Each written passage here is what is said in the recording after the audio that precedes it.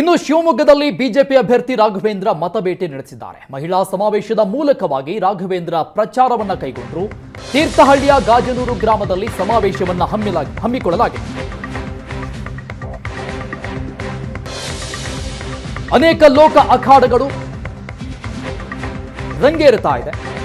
ಶಿವಮೊಗ್ಗದಲ್ಲಿ ಬಿಜೆಪಿ ಅಭ್ಯರ್ಥಿ ಬಿವೈ ರಾಘವೇಂದ್ರ ಮಹಿಳಾ ಸಮಾವೇಶದ ಮೂಲಕವಾಗಿ ಮತಬೇಟೆಗಿಳಿದಿದ್ದಾರೆ. ನಮ್ಮ ಶಿವಮೊಗ್ಗ ಜಿಲ್ಲೆಯ ಹೆಮ್ಮೆಯ ರಾಷ್ಟ್ರಕವಿ ಶಿವರುದ್ರಪ್ಪನವರು ನಮ್ಮ ತಾಯಿಂದರ ಸೇವೆಯನ್ನ ನೋಡಿ ಒಂದು ಕವಿತೆಯನ್ನ ಬರೆದಿದ್ದಾರೆ. ಮನೆ ಮನೆಗೆ ದೀಪವನ್ನ ಹಚ್ಚಿ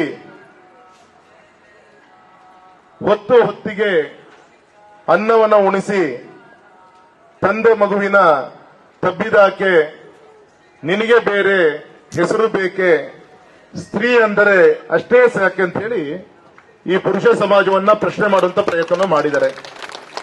ಮನೆ ಮನೆಗೆ ಬೆಳಕು ನೀನು, ಹೊತ್ತು ಹೊತ್ತಿಗೆ ಗಂಡನ್ಗೆ ಮಕ್ಕಳಿಗೆ ಅಡಿಗೆ ಮಾಡ್ತೀಯ, ಮಕ್ಕಳಿಗೆ ತಲೆ ಬಾಚಿ ಶಾಲೆ ಕಳಿಸ್ಕೊಡ್ತೀಯ, ತಂದೆ ಮಗುವಿನ ಪ್ರೀತಿಯಿಂದ ಸಾಕು ಅಂತ ನೀನು ಹೆಣ್ಣು ಅಂದ್ಬಿಟ್ರೆ ಕರೆದ್ಬಿಟ್ರೆ ಸಾಕ, ಈ ಪುರುಷ ಸಮಾಜದಲ್ಲಿ ನಿಂಗೆ ನಿಜವಾದ ಒಂದು ಸವಲತ್ತು ಸಿಗ್ಬೇಕಲ್ಲ ಅಂತ ಹೇಳಿ ರಾಷ್ಟ್ರಕವಿ ಶಿವರುದ್ರಪ್ಪನವರು ಇದೇ 25 ವರ್ಷಗಳ ಹಿಂದೆ ಮಾಡಿದಂತ ಒಂದು ಪ್ರಶ್ನೆ.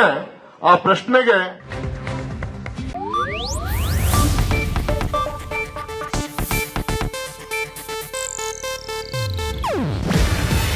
ಇದು ಏಷ್ಯಾನೆಟ್ ನ್ಯೂಸ್ ನೆಟ್ವರ್ಕ್ ಪ್ರಸ್ತುತಿ. ನೀವು ನೋಡ್ತಿದ್ದೀರಾ ಏಷ್ಯಾನೆಟ್ ಸುವರ್ಣ ನ್ಯೂಸ್.